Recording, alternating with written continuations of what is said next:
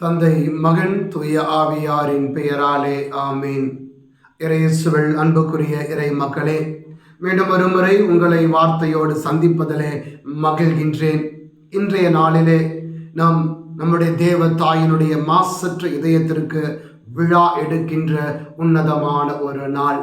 எனவே இந்நாளிலே நம்மையும் நம்முடைய குடும்பத்தையும் அன்னையினுடைய இதயத்தினுடைய காவலுக்கு விட்டு கொடுத்து, எப்படி அன்னையானவள் பிளவுபடாத உள்ளத்தோடு இன்பத்திலும் துன்பத்திலும் அன்னை இறைவனுக்கு பிரமாணிக்கமாக இருந்து கொண்டு கடவுளை நேசித்தாரோ, அதே போல நீங்களும் நானும் எல்லா நிலைகளிலும் இறைவனை எப்பொழுதும் நேசித்து வாழ்வதற்கான அருள் வேண்டி அன்னை வழியாக என்று சிறப்பாக ஜெபிப்போம். அன்பார்ந்தவர்களே, நான் பள்ளிக்கூட படிக்கிற காலகட்டத்தில் என் உடன் படித்த ஒரு நண்பன் உண்டு. நாங்கள் விடுதியில் தங்கி படித்து கொண்டிருந்த பொழுது அந்த நண்பன் எப்பொழுதெல்லாம் அவன் வாழ்க்கையில துன்பங்களோ தோல்விகளோ மனச்சோர்வுகளோ அல்லது வேதனையான அனுபவங்களோ ஏற்படுகிற பொழுது தன்னுடைய பெட்டியை திறந்து ஒரு கடிதத்தை எடுத்து வாசிப்பான். அவன் அந்த கடிதத்தை நீண்ட நேரம் வாசித்து முடித்து அப்படியே அமைதியாக இருப்பான். அதன் பிறகு புதிய புத்தெழுச்சி பெற்றவனாக அவன் அங்கிருந்து கடந்து செல்லுவான். நான் ஒரு நாள் அவனை பார்த்து கேட்டேன், ஏண்டா நீ ரொம்ப சோகமாக இருந்த, அந்த கடிதத்தை எடுத்து வாசித்து முடித்த உடனே ஏதோ ஒரு சக்தி கிடைச்சவ மாதிரி நீ எழுந்து போறியே, என்னடா காரணம் அப்படின்னு அவனை பார்த்து நான் கேட்டேன். அன்பார்ந்தவர்களே, அவன் சொன்னான், அது என் தாயினுடைய கடிதம். அதில் உள்ள வார்த்தைகள் எல்லாம் வெறுமனே எழுதப்பட்ட வார்த்தைகள் அல்ல, என் தாயினுடைய இதய துடிப்பு. எனக்காக ஏங்குகிற அந்த இதயத்தை அந்த கடிதங்களிலே நான் பார்க்கிறேன். பார்த்த பொழுது அங்கே எனக்காக ஏங்குகிற ஒரு இதயம் இருக்கிறது. பின் நான் ஏன் கவலைப்பட வேண்டும் என்ற ஒரு எண்ணம் எனக்குள் வருகிறது. அன்பார்ந்தவர்களே, அந்த அவனுக்கு மட்டுமல்ல, இந்த உலகத்தில் இருக்கிற ஒவ்வொருவருக்குமே கடவுள் தாய் என்னும் உன்னத கொடையை நமக்கு கொடுத்திருக்கின்றார். நம்மை பெற்றெடுத்திருக்கிற ஒவ்வொரு தாயும், பெற்றெடுத்திருக்கிற ஒவ்வொரு நம்முடைய தாய்மார்களுடைய இதயம் பிள்ளைகளுக்காக எப்பொழுது வேங்கிக் கொண்டிருக்கிறது. நாம் நன்மையில் வளர்கிற பொழுது, வாழ்க்கையில் நன்மைகளை அடைகிற பொழுது மகிழ்ச்சியால் துடிக்கின்றது இதயம். அதே வேளையில நாம் தீமையின் வழியில் போகிற பொழுதோ, நம்முடைய வாழ்க்கையில் இடுக்கண்களும் வேதனைகளும் வருகிற பொழுது, அன்பார்ந்தவர்களை நமக்காக வேதனையிலே துடிக்கின்ற இதயத்தை நம்மால் அங்கே காண முடியும். அதே போல்தான் அன்புக்குரியவர்களே, சிலுவையிலே நமக்காக கொடுக்கப்பட்ட அந்த தாயானவள், அந்த தாயினுடைய இதயமும் நமக்காக துடித்து கொண்டிருக்கிறது அன்பினாலே. இதற்காக நம்மை இயேசுவோடு இணைக்க வேண்டும். ஆண்டவருக்கு ஏற்புடைய பிள்ளைகளாக நாம் ஒவ்வொருவரும் மாறுவதை காண்பதிலே மகிழ்ச்சி அடைகின்ற அந்த தாயினுடைய இதயம் ஆண்டவரை விட்டு விலகுகிற பொழுது வேதனைப்படுகிற இதயத்தையும் அந்த அன்னையினுடைய இதயத்தில் நம்மால் காண முடியும். அன்பார்ந்தவர்களே, இன்றைய நற்செய்தியிலே சிறப்பாக லூக்கா எழுதிய நற்செய்தி 2ஆம் அதிகாரம் 41 முதல் 51 வரை உள்ள அந்த வார்த்தைகளிலே எருசலேம் தேவாலயத்துக்கு இயேசுவை அழைத்து செல்லுகின்ற அந்த தாய் மகிழ்கிறாள், தன்னுடைய மகன் ஆண்டவருடைய தேவாலயத்தில் இருப்பதை முன்னிட்டு. அதே தாயானவள் அந்த இயேசுவை திருவிழா கூட்டத்திலே தொலைத்த பிறகு, இழந்த பிறகு, இயேசுவை இழந்த இதயமானது வேதனையிலே துடிக்கிறது. அன்பார்ந்தவர்களே, அது அந்த இதயம் நமக்காகவும் துடிக்கிறது என்பதை நாம் மறந்துவிடக்கூடாது. அவ்வாறு ஆண்டவருக்காக துடிக்கிற அந்த இதயத்தை நாம் தியானிக்கிற பொழுது, அன்புக்குரியவர்களே, அன்னையினுடைய இதயம் நமக்கு கற்றுக் கொடுக்கின்ற 3 சிந்தனைகள் உண்டு. அன்னையினுடைய இதயம் எப்பொழுதும் கடவுளுடைய வார்த்தையிலே பற்று கொண்ட ஒரு இதயமாக இருந்தது.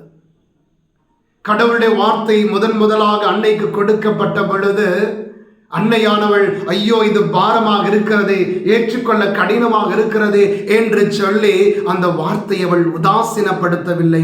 மாறாக ஆமேன் என்று சொல்லி அவள் ஏற்றுக்கொண்டாள். ஏற்றுக்கொண்ட அந்த வார்த்தை தான் அவளிலே இயேசுவாக உருவெடுத்தது. அன்பார்ந்தவர்களே, எப்பொழுதெல்லாம் அன்னையை போல, அன்னையின் இதயத்தை போல நம்முடைய இதயமும் கடவுளுடைய வார்த்தைகளை உள்ளத்தில் ஏற்றுக்கொள்ளுகின்றோமோ அப்பொழுதெல்லாம் நாமும் இயேசுவுக்கு உரு கொடுக்கின்றோம்.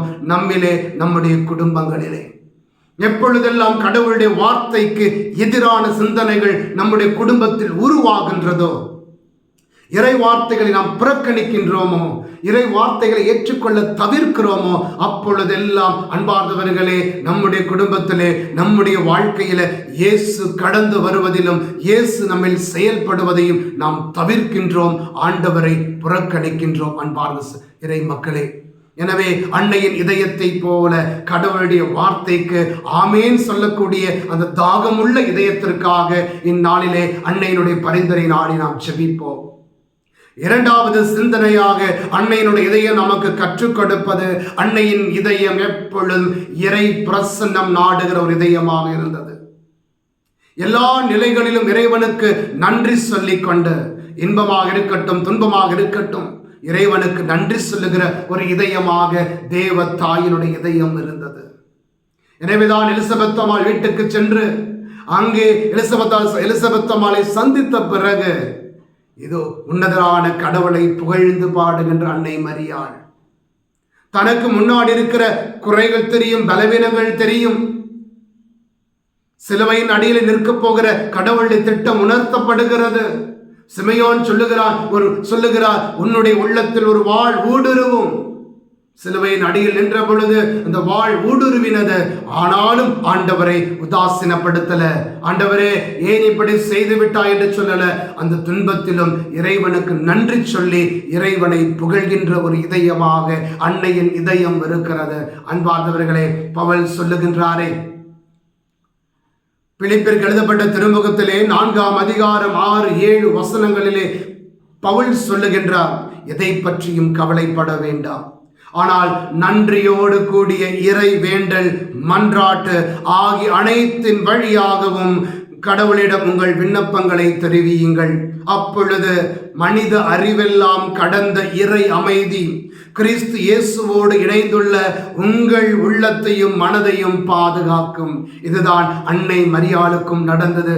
வாழ்க்கையிலே போராட்டங்கள் எத்தனை பெருகின பொழுதும் நன்றியோடு கூடி இறைவேண்டல் அன்னையினுடைய இதயத்திலிருந்து வெளிப்பட்ட காரணத்தினாலே இயேசுவோடு இணைந்திருக்கின்ற அவருடைய இதயத்திற்கு இறைவன் இதோ மனித அறிவெல்லாம் கடந்த அமைதியை கொடுத்து அவளை ஆசுவாசப்படுத்திக் கொண்டே இருந்தார், ஆறுதல் படுத்திக் கொண்டே இருந்தார். எனவே அன்பார்ந்தவர்களே, அந்த அன்னையிடம் நாம் கற்றுக்கொள்ள வேண்டியது அதுதான். நன்றியோடு கூடி இறை வேண்டலோடு எல்லா நிலைகளிலும் ஆண்டவரை தேடுகிற பொழுது நம்முடைய வாழ்வும் மனித அறிவினால் சிந்திக்க முடியாத, ஏற்றுக்கொள்ளப்பட முடியாத இறை அமைதி நம்மில் தங்கும் என்பதை அன்னை மரியாள் வாக்களிக்கின்றார்.